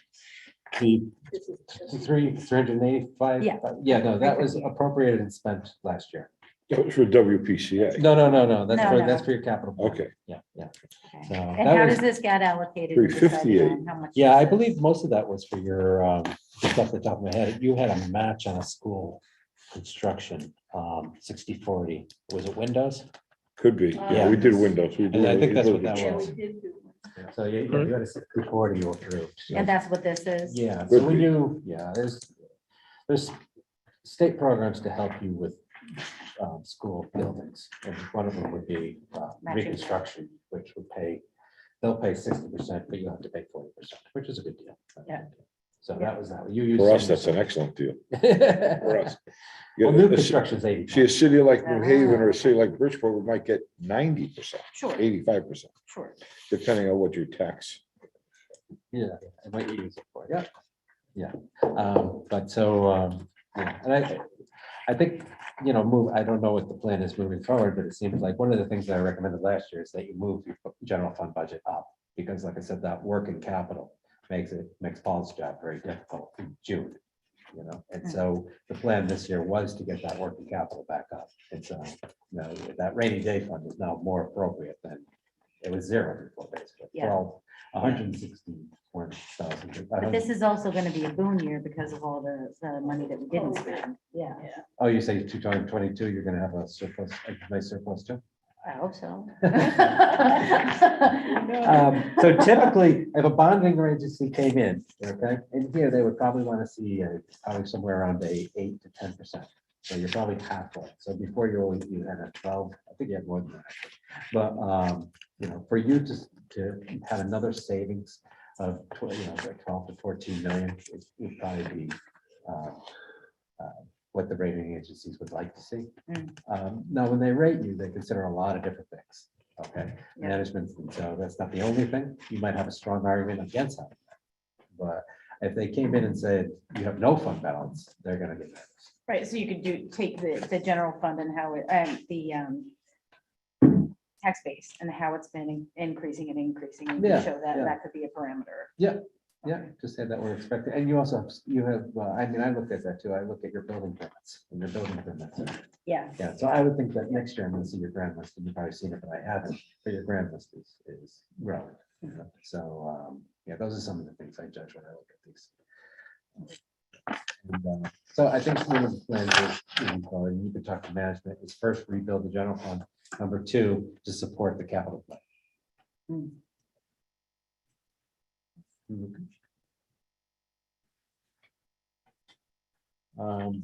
Yeah, okay, so we went through some of those definitions down here. I mean, did you have any questions with that? It kind of makes sense now? Yeah. yeah. Okay. that's Okay. good. Yeah. Okay, thanks. Yeah, I tried to keep it as simple. It is, like I said, government was made for volunteers to run, the organization. It just, government became very complicated in the last 40 years. Well, it's run like a corporation and not everybody knows how to run a corporation. I mean, we know small business. It's very, our P&L is one page and. Well, these are all, your- one way to look at this too, though, this is a lot of small businesses put together. That's what we try to do. Right. Yeah, and it's actually, I mean, I don't know, my background's in physics and my education's physics and math, but that's the first thing you do in physics when something goes crazy is break up your forces into different and say what's causing what. And that's basically, and any analysis, if it looks complicated, just change how you're looking at it, and organize it, and then you put on that hat that you need here, put on your hat you need there, put on. Eat your an hat. elephant one bite at a time. Okay. If we ever get back to a normal, we have quote unquote our city Christmas party, you get to see all the people that are involved in the different commissions and organizations that add to all of this. And that's where we get the ideas of, are we going to build a new school? Are we going to put a new sewer plant in? Do we need a new bus service? What do we need? And that all comes down and it's fed up to the mayor's office. And he says, okay, this is where I see things. And he comes back to us and says, this is what I'd like to see as city planning. And Shelton, the economic development. Yeah, Shelton that's very economic development. crucial. Where in your audit does it show the timeline where we take on and we do a project, a capital project for the Board of Education? Where does it show the timeline, when the project was started and how far out we are and how much money we got coming? In other words, there's projects that have been out there for 10 years and we're still waiting for our money, a reimbursement from the state. Now, granted, and to my delight, and I'm sure everybody around this table's delight, the new superintendent has really gotten his hands in there and really hit a hands-on job, and he's on the state. And he wrote me the other day and told me that the state actually has had all the information and they just didn't see it, just didn't pay attention to it, just didn't do something. And we're sitting here waiting for our money, our reimbursement. And they're up there, oh, we're sorry. Yeah, they lost it or something. They was We'll stuck get- to we'll just- another. We'll get Lost on in the it. to sauce, another- lost in the yeah, sauce, yeah. yeah. We'll get on it now. Now, I now, mean, what I'm interested in knowing, Dave, is yeah. where are we tracking this process? The accounts, we've got accounts receivable coming from the state, millions of dollars. Yeah, I know. I mean, how much is it? Where is it? How do I find it in this audit? Yeah, it's not in that, it's not detailed in Okay. that audit, so, yeah. All right. So There That is, should be there a is special. and there's something that I probably want to add into your audit. So, one of the things that I said over here about the differences between the general fund and the capital projects is the general fund, you budget 1 year at a time, and at the end of the year, everything, you don't have the authority to spend. When you do a capital project, you have until the project ends. So it could be 3, 5, 10 years.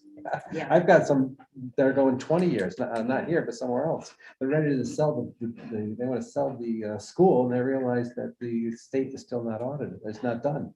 And you also got to realize there's 6 million people out there waiting for 2020 tax return refunds because they're still sitting at the IRS.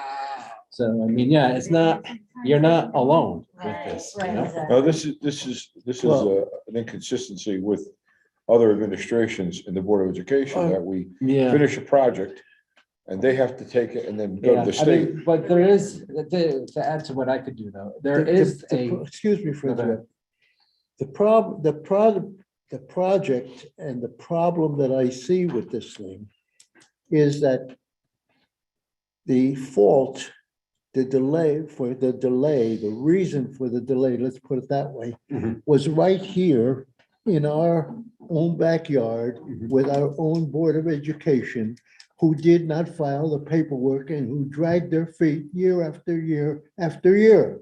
And all they wanted to do was to combat with us. We asked them about it, it's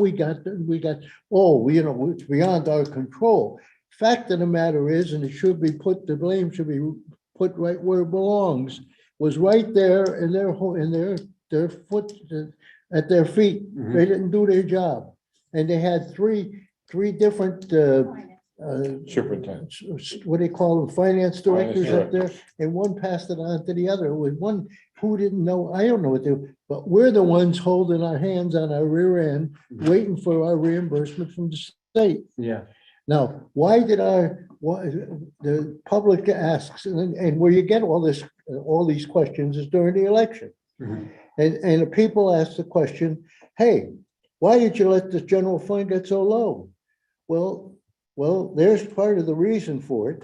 And you got other reasons for it. You got people, there's, what we've got to do is, I'd like to see us track this stuff in the audit. Yeah, no, that's. I like to see it tracked, because otherwise we're asking them and they're saying, we're doing all we can, and they weren't doing all they could. Yeah. And it just becomes. John, if I could just interject, this is Paul Hiller again. If you turn to page 54 in the audit, give me a moment to turn to page 54. You'll see in the budget that we had budgeted $8,541,000 for revenue for state grants for education, and we received $7,218,000. There's a $1,323,000 deficit in that account, and that's primarily as a result of not getting that money from the state. Hold on a minute, Paul. It's page 55. 55, okay, here we are. 54. 54. These pages, 54. 54. It should be 55. It's 55 over here. Paul, you might have an old. I may have a different copy then, Yeah. but if you look there's. Might have a draft. Which Hold says on, intergovernmental revenues. Oh, hold on to your thought a minute. I gotta show Dave something here. This is 45, this is 44. This is 43, this is 42. I'm going the wrong way. When does that happen? So, This is 41? 41, this is You 40. might have a draft. 44, 45, no, mine's not like that. Mine's not. I know, I think You have a Jen has- draft. a draft. Jen has. Yeah, it you don't earlier. have- Not the final. You don't have the final copy where the proofreaders did that. Yeah. Oh, boy. Yeah, I don't do Oh, numbers boy. this way. In other words, But I wouldn't expect my. in other words, I'm going backwards when the rest of you are going forward. And I think he's got the same one. I think you guys are working on the draft. Sorry, Paul. Let me I'm go. gonna give you this. 55 is the general That's fund okay, that's revenues of other financial Oh, sources. you're looking at Schedule 1? Yeah, schedule one. Schedule 1, yes. Okay. I go from page 32 to 58. When I read along here. Here, why'd you take this one? This is, this is, you have writing in there? No, Yeah, here, I'll take that one, because I know everything. I don't look at the numbers. Oh, you got colored some of the stuff. Here, take your. Well, what I'm pointing out, though, is that there is a deficit of $1,323,000 in the state grants for education. That's entirely as a result of not getting the anticipated repayment. As John said, it's more than 10 years ago now. We've gone through this. I've gone through with 5 different business managers. But wait a minute, is that? We may be making some progress with Todd Heffelfinger on this, but the state owes us a lot of money, and it's on the high school project, Right. which was completed roughly in 2010. Yeah. What, the yeah, and if you look at, 1.3 is not enough. if you look at prior years' audits, you're going to see much larger amounts because we had a lot more out Yeah. on the table. Yeah, And all this money comes from the general fund, am I correct? Yeah, no, they're all So- short-term. Well, the if you look at this year's general fund budget, it's obviously not in this document, but in the budget for fiscal 22, we estimate that we will receive $1.9 million from the state for that project. To date, we have received zero. Just the high school project? Yes. Because that was a $25 million project. We should have probably we're gonna probably get back 4 to 5 million. We on got that. back, don't hold me, Anthony, exactly the figure. We've gotten back about 6.5 million on it, but they owe us, I think they owe us a lot more than 1.9 million. That's what you're asking. Well, that's my whole point, Paul. That's my whole point. As a fiscal authority, I want to know where we stand and what we expect and what we've got out there. Yeah, no, they, I can certainly say with all kinds of due respect and appreciation for the efforts that are currently going on and the efforts that went on with Rick Belden. They really dug in and they really got to that, but this went on for years. And, you know, all we can do, the state does not recognize us. We cannot even talk, the city cannot talk to the State Board of Education. They won't even talk to us. They will only talk. It's an application that's filed through the local Board of Education. I will say this, is that Superintendent Ken Serenich and I have had dialogue last week, late last week, with the official at the state, and I think we're making some headway, but it's been a painful process. Oh, how much is owed? How much, do you know exactly? Well, that's a final determination from the state. It could be, you know, I don't want to don't hold me to a number, because there's also dialogue as far as what the state will allow and what they'll pay for. We get paid roughly 40%, approximately 40% on any expenditures. As Anthony just said, we spent 25 million on that project, which would mean on that basis, they owe us 10 million. They've paid us 6.5 million. So potentially we may see as much as 3.5 million. Our bottom line right now in this year's budget, as it was last year's budget, that's why there's that deficit in that account of 1.323, because we didn't receive anything for it.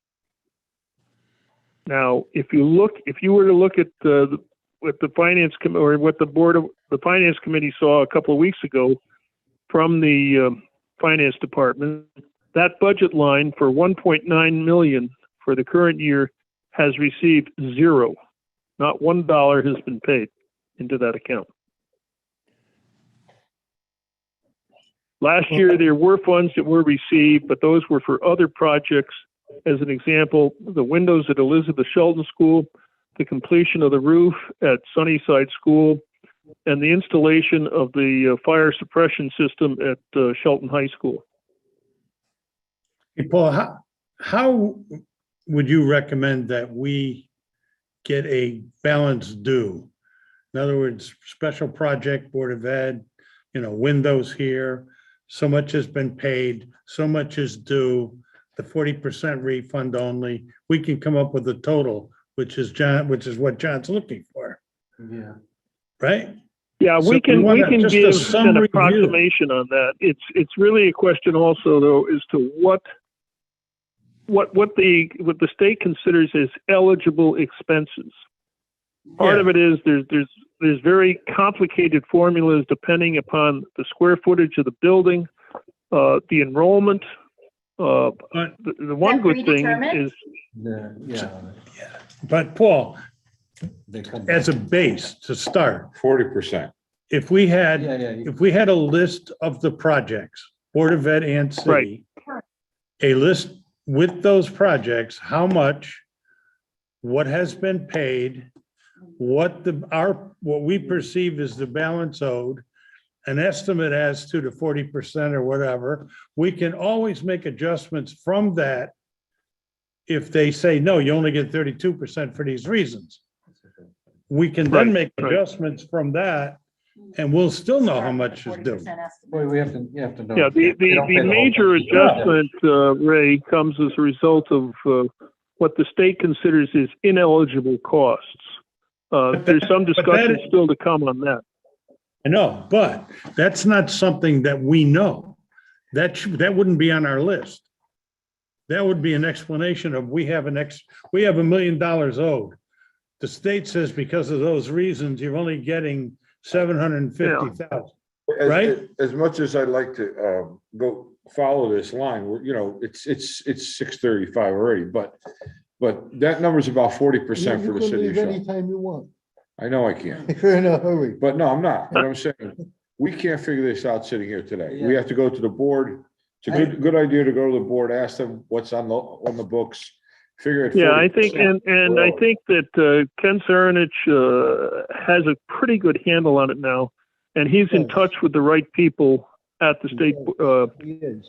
They're not, one of the problems is the state has switched this department around 3 times in the last 7 years. It was with the State Board of Education. It then went to the Department of Administrative Services. It's now controlled under the Office of Property and the OPM. And so that's one of the issues. Target? It sounds like it is. They don't. So Everybody it's passes the not like, buck. okay, so we have this project, we did this project, and everything's all cut and dry with the state. They told us they're gonna get this percentage back, and then we're just waiting. Never. So there's Everyone is not going to different. be- Everyone is different. Every No, school. They make a every project is determination and different. there's a The- percentage The associated. difficulty, But then they we can don't- change. Yeah. and They then- okay. approve. Yeah, they approve everything in advance. So you jump through hoops with that.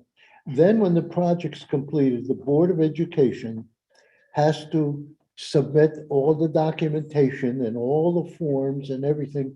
And then it becomes like you said, 3 different controllers in the last several years. Yeah. And we went through 3 different finance directors. So it's just, it's just, it's just. but they're saying So we maybe have the like what Ray information. is saying is that if you have the list of things that have been done, and the Board of Ed has those lists of things that have been done, that have been submitted to the state. Yep. You could just make the list of those things and do a straight off Spreadsheet, 40% yeah. assumption. They've been the challenge, so now we have the right What- people here. Yeah. We had. One of the other issues is that only the Board of Education has access to the website. The mayor doesn't, I don't, we can't get onto the website because it's exclusive to the Board of Education. So we're precluded from seeing what the state's doing. Was that Yeah, I something mean- that would be, Is it that would forbidden? want to, that would have any reason to be held close to the vest? Or is it just, it's just asking? I for can some imagine. It's information? because the state has a different, the formula changes depending on, again, the city, the taxes, who's paying the taxes. Yeah, but see- there's a Oh, no, lot I of things. understand that. I'm just saying as far as just compiling information. Have to be said, all that's wonderful. The fact of the matter is, we, city, needs the cooperation of the superintendent and the people in finance and the Board of Get our Ed. list. And we haven't had it. Now, we're getting it now and we're getting results, and- I think, I don't want to prejudge, but I think Ken's on the right page here as far as Ken Saranich, that is, Absolutely. as far as moving forward on this. So he could share it with us. We ask him, I'm sure, if somebody asked, I'm sure he would. I'm sure he'd be happy to. Would you ask him, What, I don't know, Ray, I don't know how much we care about the details. no, we want the But numbers. He wrote to me, and I can pull that up and. No, we just want the numbers, right? You're asking Oh, for he- numbers. Yeah, he doesn't, Ken doesn't know the numbers. But he knows, he doesn't know. He doesn't know the numbers, no. He doesn't know the numbers. They're not to that. So they point. have an approval of 25 million, let's say. They know they spent We spent 15, We have, the project was approved right? way back when. The reimbursable numbers of our reimbursement is only tentative. And it's subject to all kinds of differences. But we know the number. We How know much is due a tentative. that will be based on those? Ray, it's an estimate. It's an estimate. That's as far as good. the numbers. That's what you're The best asking is an for. estimate. When it comes is another. That's is good. an estimate. Don was Yeah, I asking mean- for a number. It's a starting point. Yes. Right. Something that we can look at and monitor, right? Yeah, you But I may think- have enough information. And the We do? reason, Paul has it? I want that number is to let let people know Right, and so we can let the educators know who are Yeah. working on this, that it's a significant amount of money. There, I mean, yeah, there. They've said, Paul has it. Well, I mean, so they keep paper records of all capital projects, so it takes some time to go through there by project, but it might be a worthwhile. We project. can give you the numbers. I don't have them right in front of me, obviously, but Oh, we no, can give you the But it numbers. might be as a to worthwhile what we- project to organize the capital projects to see. Dave, they've never digitalized them. Right. They're all on paper still. Come Right. on. Well, you have No, I to. mean, no, you're they're keeping- working now on. Your working knowledge of what goes on, like, we bought the floor, we put the floor in at the gym. I understand. The accounting Prove it is to the now, state. Question. no, but the accounting is now digitalizing. it, yeah. Okay, But thank it's you. still, so some of the older projects though Yeah, I are still, understand that. that's what I'm saying, Yeah, to I'm go back to dealing with 2010 to I now, get it. it's on. They have Each to have project somebody was at the done on state paper. that needs to. Right, but Which it are- would be nice to know where are we at with this 10-year Right. project. Like, That's you all know, we're asking. is That's it- what John's yeah. asking. But Right, exactly. one thing I want the board to know, that above all, that we've got an honest to goodness, good person working with us from the Board of Ed. Oh, yeah. And we have no reason to doubt Ken Sarana's word. Oh, no. He's on it, he's communicating, he demonstrated this for more, all the time he's been in, since he's been in. We met with him, if you remember, in the last budget, and he told us what his needs were. And, you know, that elicits, you know, that's the working relationship you need, and that's what we've been striving for. Yeah. But so I think that's good. And whatever, when he tells us something, we can believe it. Yeah. So if he says he's working on it and this is where he's communicating, he's not holding back. Yeah, I and got that. I want to just add to what you just said. I listened to the workshop that was on YouTube. Hmm. And not only can you believe it, he actually puts it out there and shows That's you good. where it's Right. coming Yeah. from or where it's going. Very Right. descriptive. Very good. I absolutely agree. Yeah, Right. yeah. So I mean, He that's Put it in been, detail, which saves us from questioning. well, that's been a game changer. I mean, it really has it. He's built a confidence and he's built a communications with him, between him, our finance director, between him, our mayor. I mean, if you recall last year, they had $1.2 million left over in the Board of Ed budget. And that instead of just saying, well, this is what we're gonna do with it, he come in and sat down with the mayor, they worked it out, and they made a lot of good decisions. I was glad to see that. I mean, it ended up, they put money into that, the self-insurance, medical self-insurance fund, which they figured, they paid off that Bridgeport Made a school. deal to pay it off. Yeah, and, you know, so they did a lot of good things and, you know, but that's what happens when you got good communications and you're dealing. So to net it top of down, the you were deck. saying, how do we get a list of those items? And you're asking Dave.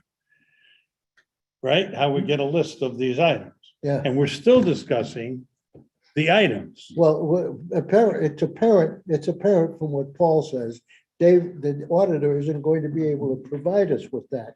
Because while that may be available, I think it's, yeah. the numbers are inconclusive until the state actually acts. Once the state acts, then we know how much they gave us. Yeah. And we're at their mercy in effect, what they're telling us. Yeah. Or maybe With a maybe little the bit of- exercise would just be so that we have a list of all the projects and how old they are. Yeah, And and I wouldn't mind understand, having a yeah. list of projects in the audit, so Yeah. your capital projects, would help. like you We'd have a like budget that. to actual in your general fund, you should How probably old have are a they? budget to How much is actual in still your your capital projects by project to see. Payments to date. Yeah, And to what you were saying, the pipeline, right? That helps us shorten that pipeline. exactly, it helps us have the point line, and that's another, I've done that practice a couple of years ago, and we found, I found quite a bit of money in there, I think it was close to 2 million. Now, this goes over a number of years, and we had state representatives go in to see what they could do. They got nowhere. And Where's that? they got just as far as we did. Jason Perillo, Jason. Oh, yeah. Kelly, we asked them to step in and they Yeah. got nothing. Oh, They with were the shut out, education? shut out. They shut them right out. They said, no, we couldn't tell you anything. It's- Yeah, I think At the least- positive too is that because of what's happened and how it's organized. This is much bigger, smarter people understand this a lot better than I do. What I understand though is that we're not even depending on that, right? The city somehow is still operating positive, doing positive things without even depending on what the state is supposed to give us. And I think that's credit to what's been done over the years, so. Yeah, you can't depend Never on rely something on you know that. nothing about. Yeah, or you're not getting it, even if you're There's promised. no control over it. You We have no didn't control really over know what's going on. it. Now, on the second page, are we still working on the second page, Where are we Dave? as far as getting done? I think we're done. Sorry, over it. Are there any other questions by anybody on the second page for Dave? No. Or any other questions? And like I said, you're welcome to. This was very. Yeah, it was very The bulk. helpful. Unrestricted assets outside of a general fund, what would that be? Yeah, an example of that would be, I'll give you one. So if you go into anything in Schedule 3, so here you have money in the, let's see, police seizure fund, but then also, you have all this money here that is designated. So when management designates money, they'll take the money from the general fund and put it into a special revenue fund to be used for a specific purpose. Or that special revenue fund has generated money that could be moved to the general fund, but they have. Promise? That's normally the case. And so anything that's a surplus outside of the general fund is considered to be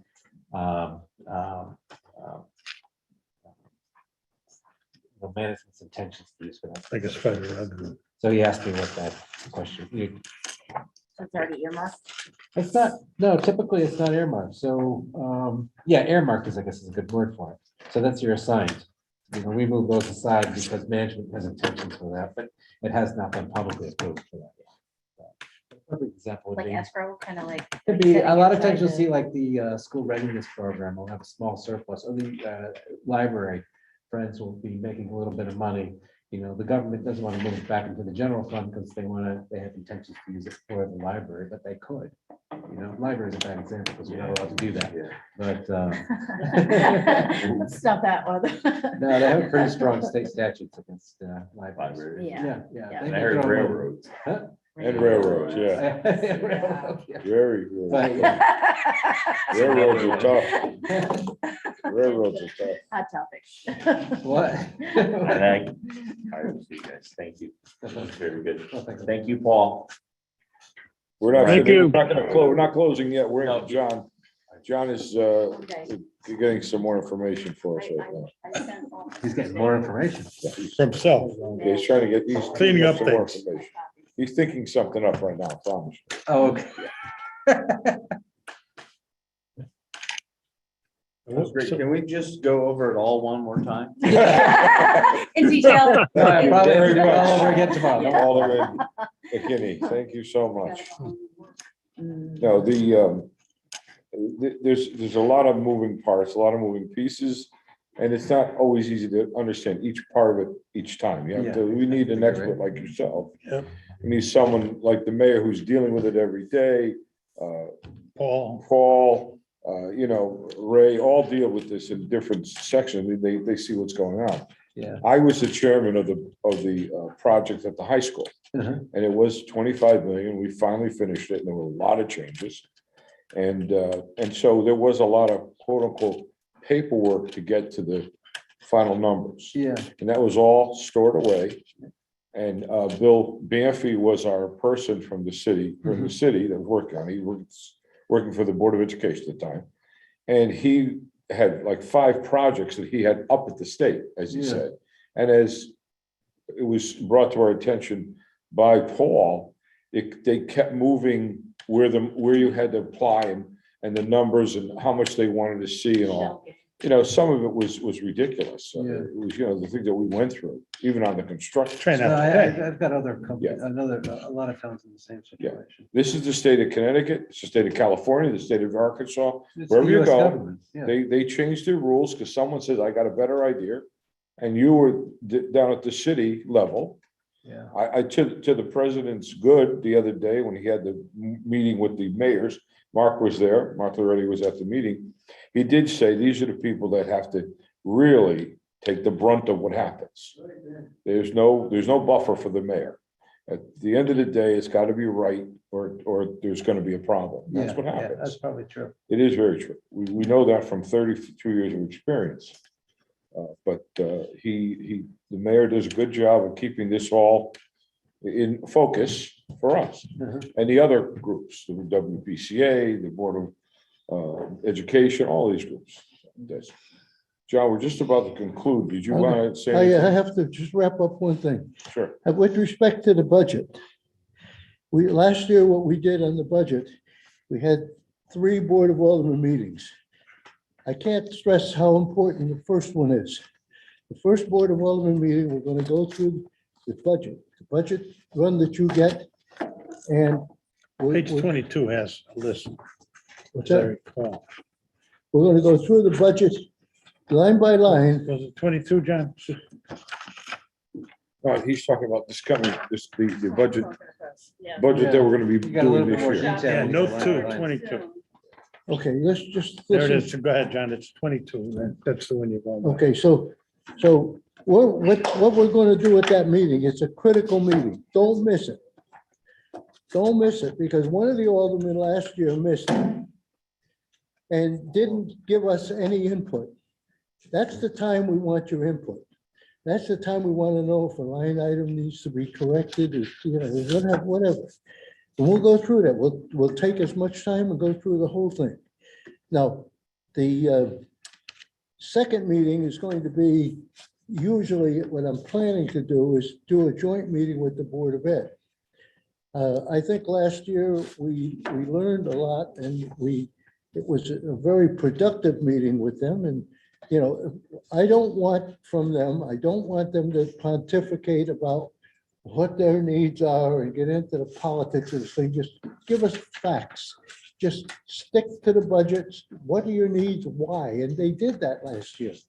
And they told us what their critical needs were, and they told us what their bottom line was. And they supported it. And we worked with them to get as close as we could to it. And we did. And they were satisfied. Like Ken said, look, I'm going to give you a number, but it doesn't have to be that number, And as we saw in the audit, there's accounts like the pay-to-play account. There's other accounts where there's money in there that, is just being squirreled away. It's not being used. But we don't want to second guess that. I mean, what we want to do is we want to listen to them. We want to hear what their needs are and be honest with them and be open with them. Now, the third meeting, I'll come back to you with the recommendation after talking to the mayor and get his feeling, get his input, and feel just how he's going to react to what, to the direction that we're thinking about. And then we'll come back with a recommended budget, put it on the table and see where it goes. But as Actually, you saw- they're recommending Hmm? for next year, 4.4%. Who's that? Board of Board of Ed. Education. Well, I don't know what the. Well, they approved request of Well, like 4.4. Ken said last year, they started out, remember what Ken did? He gave us, here's where they started out, and then when it came down to the time that the 3 months later, when the budget was getting into high gear, and he gave us a chapter and verse written. Here's our thinking then, here's where we come, what we've been through, and here's where we are now. So, I mean, I don't get excited about what they put out right now. Right. It changes, things change. But I think what we've got to do is we've got to be receptive to be able to listen to them. And I don't think they'll throw us a curveball. Now, I couldn't tell you this with any certainty years ago when we were dealing with other people. But I can tell you that with dealing with Ken, I think that's what we got. We got that's a confidence builder. And it worked for last year's budget, it worked fine. Well, he talks with the mayor. Huh? He talks with the mayor, and that's important. Yeah. I mean, that was a big plus. It's a big plus. Yeah. All set? So, and of course, it's in the charter is the dates, don't forget, we're going to have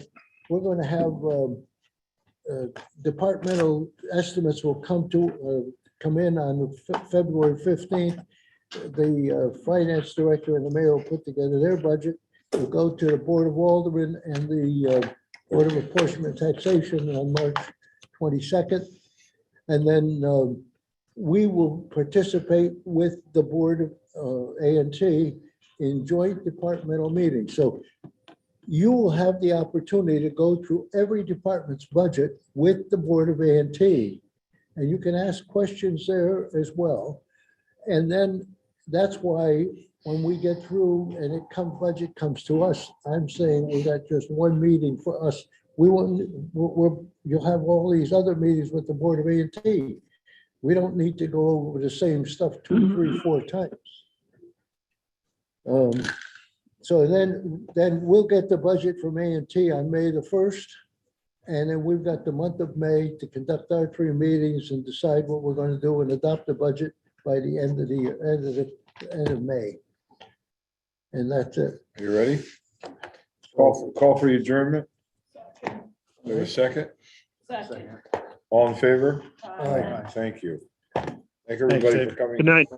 Very much, Dave. Night, Good Paul. night. Good night. Good night.